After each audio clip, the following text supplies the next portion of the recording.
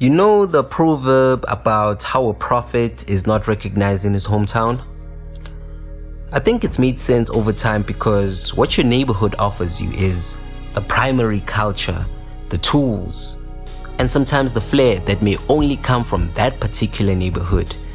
While some other societies look at that and go, damn, that's the missing link to the development of our society.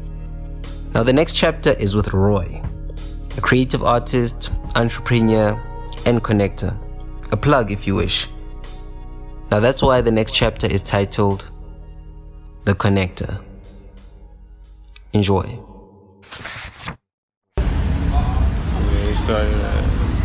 We're in Accra. Of course we're in Accra. And right next to me is one of the most fascinating characters I've ever come across, with a very, very interesting story. Personal story, that is. He goes by the name Roy. Yeah. Roy, is that your full name? No, my full name is actually Roy Obiri Yeboah. Yeah, that's a very Ghanaian name. I'm a Ghanaian. I haven't stayed here though. This is my country, this is my heritage, man. So yeah, my name is Roy, man. So what do you mean you haven't stayed here? Well, I come from Egypt. You know, that was where I was born.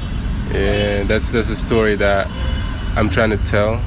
You know, coming from Egypt is kind of different from Ghana in terms of like economy, infrastructure, and all that stuff. And it's like Europe versus Africa basically. But the thing is, Egypt is in Africa. It's a part of Africa. It actually has a lot of African heritage. Yeah. But it's kind of suppressed. You can't really see it. You can't really deal with it. It's all a system that is made to mimic the Europeans basically. And Europeans have invaded that place. Most people there are half Greek, half French. So me coming down here to Africa has really taught me a lot, given me a different perspective, given me a whole different life experience, man, because it's kind of alternate around here. You have to adapt. Everything is a little rougher, I would say, a little wilder, more organic than, your system, buildings, stuff like that. So, yeah. How long have you been here in Ghana? 6 years, man. 6 years of adapting, and that's a life that has made me stronger, a life that's made me tougher. Because growing up in Egypt, man, like I had everything available to me. I had like the best food, the best friends, the best care, I was really moving in a very nice direction. But when I came down here, I realized, man, all that is vanity, because there are some people here in Africa living in the most messed up conditions. So what made you come this side, man? Since everything was so good that side. Man, that was not in my hands. That was the war, the uprising, the Egyptians kind of falling out with the government. It's all because of the ties that they have with Europeans, Americans and stuff. It's not really their country, so they get influenced, I guess, by the West, and they fight their wars for money, fight their wars for resources. In the end, it's all about who can get what from the country, but I believe that me coming down here is for a reason, because with the way I'm telling you, like, you're hearing this story as very chaotic. Man, it was hella chaotic.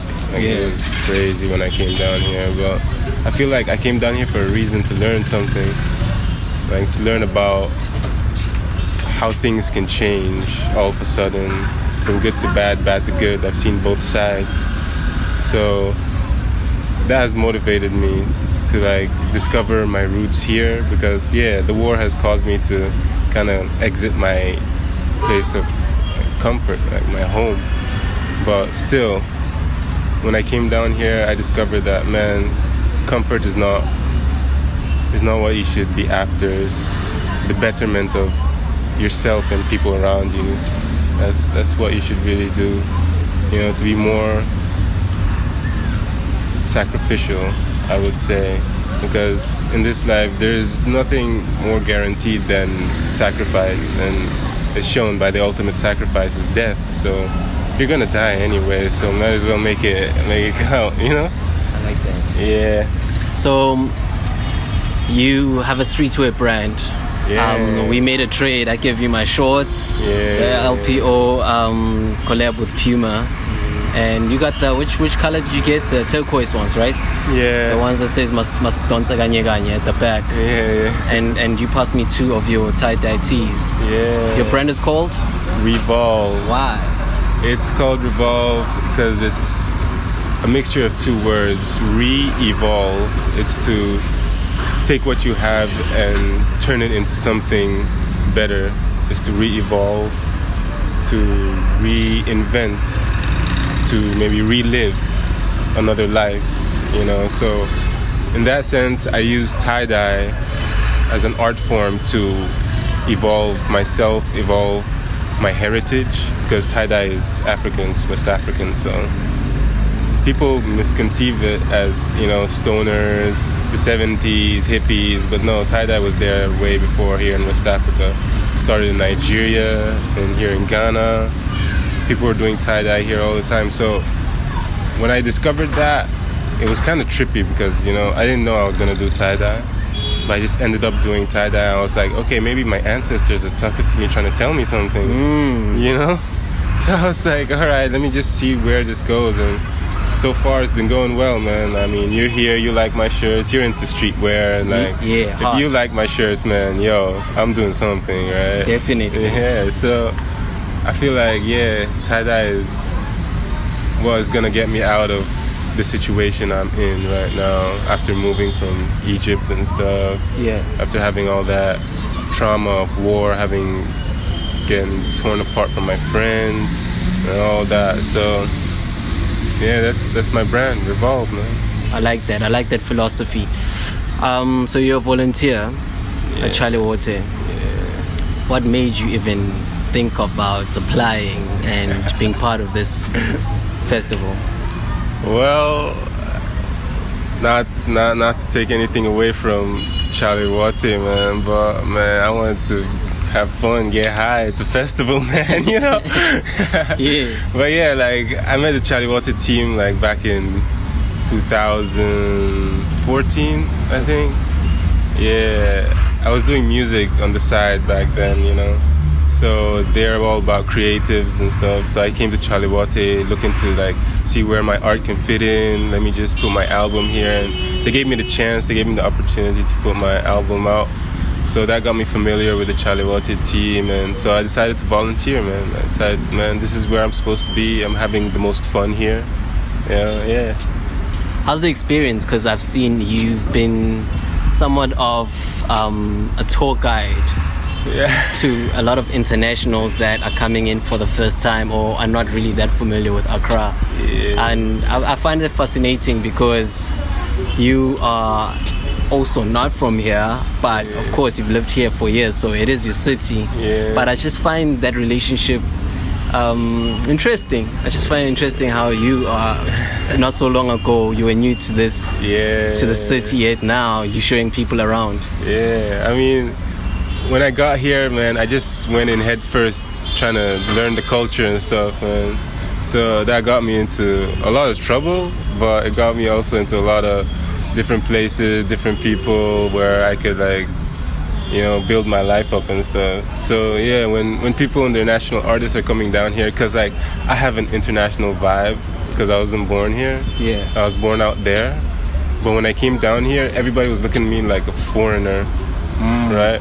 But now the foreigners are looking at me like the local, but I'm still a foreigner, but a local in some sense. So it's kind of a weird thing going on. But yeah, I like it because when I vibe with the international artists, like I can talk about deeper stuff, talk about not just, you know, oh, let's go see this site, that site. You know, I can actually relate to them and talk about stuff that I used to talk about like when I was in that other diaspora. You know, I have a mixture of like cultures in my head that I can vibe with people. You know, I have European culture in my head because, you know, Egyptians, they're more European. I have American culture because I was getting like signal from American channels and stuff. You know, I have English culture, went to an English school. So yeah, I have like a lot of ways I can talk to people. So when they come here, they vibe with me, they like the vibe, they like the way I know places. So I just take them around, show them the city, we talk, you know, have talks about maybe like, you know, helping Africa, because Africa needs their knowledge, needs their energy, you know, because when they come down here, it's a different energy that they bring. You know, people from London, people from like Arab countries, people from Germany, Switzerland, all those places. When they come down here, their vibe, it changes things, it changes attitudes. So I feel we can use that and not have it in our minds that, okay, we are Africa, we have to build our own nation, we have to be this or be that. You know, we can assimilate with other races, other cultures, because right now it's global, everything is global. So yeah, and me being like mixed, it helps with the visuals, like people see me as a foreigner, so they kind of feel comfortable around me. What do you mean by you being mixed? Well, my dad is Ghanaian, that's why I was able to come down here to Ghana, but my mom is Filipino. Okay.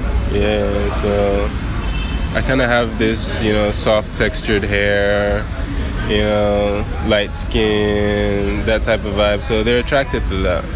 And I wouldn't say I use that, but like I incorporate that, you know. Sometimes I use it, sometimes, you know, you can't hide from the facts of life, man. Sometimes racism is real.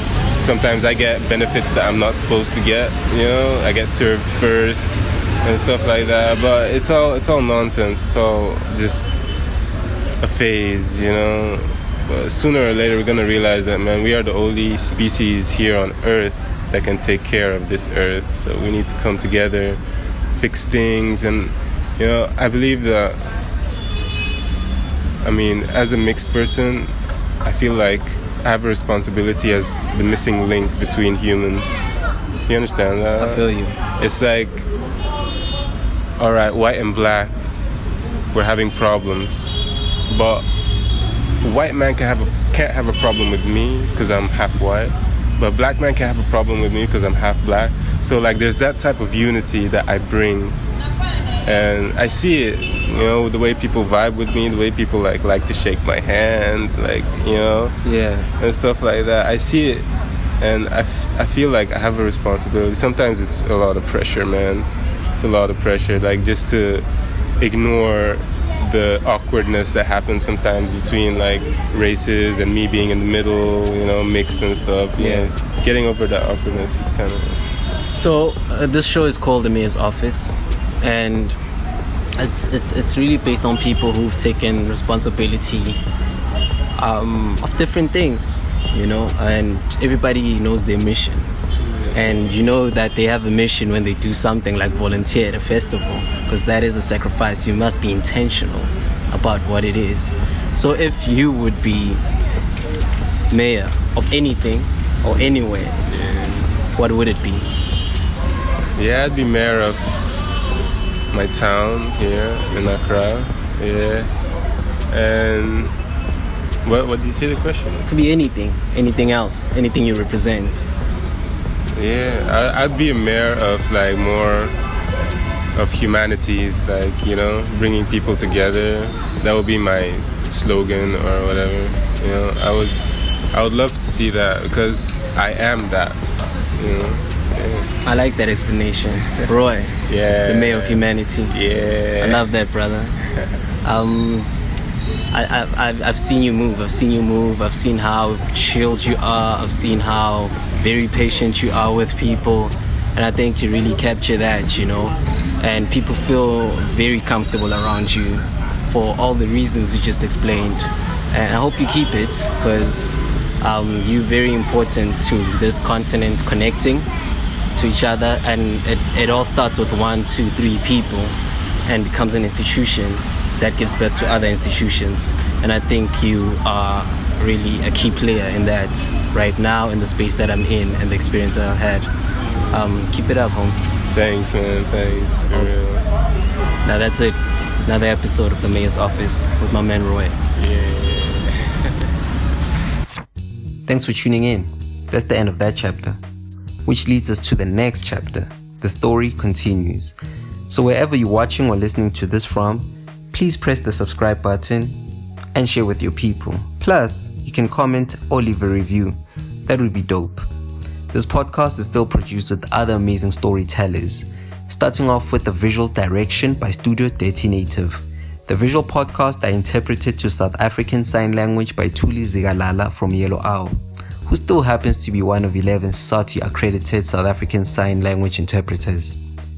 The music, scoring, and final mix is produced by xSipping of Father Ape Studios.